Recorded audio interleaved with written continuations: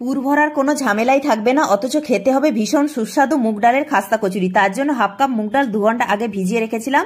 এখন একটা মিক্সিং জারের মধ্যে ভেজানো মুগ ডাল, আদা, কাঁচা লঙ্কা, হাফ চামচ গোটা জিরে, অল্প জল দিয়ে পেস্ট করে একটা পাত্রে ঢেলে নিলাম। আর দিচ্ছি 2 চামচ সুজি, 2 কাপ ময়দা, স্বাদ অনুযায়ী লবণ, 1 পিঞ্চ হলুদ গুঁড়ো, হাফ চামচ চিনির গুঁড়ো, হাফ চামচ জোয়ান 2 হাতে তালুতে ঘষে দিলাম। সাদা তেল ময়ানে দিয়ে সবকিছু ভালো করে মেখে নিতে হবে। তারপর প্রয়োজন মতো অল্প অল্প জল দিয়ে একটা সফট ডো তৈরি করে নেব। ডোয়ের ওপরে অল্প একটু সাদা তেল বুলিয়ে ঢাকা দিয়ে রাখবো 15 মিনিট। তারপর সুজি ময়দা ভালোভাবে সেট হয়ে গেলে ডো থেকে লেচি কেটে তারপর লুচির থেকে একটু বড় সাইজের ও একটু মোটা করে কয়েকটা বেলে তেলে ভেজে নেব। আর সুজি দেওয়ার জন্য এই মুগ ডালের কচুরিটা ফুলবে খুব ভালো আর একদম মুচমুচে খাস্তা তৈরি হবে। এই রকম মুগ ডালের খাস্তা কচুরি খেতে ভীষণ ভালো লাগে। আজকে আমি পরিবেশন করছি পনিরের তরকারি ও সুজির হালুয়া দিয়ে।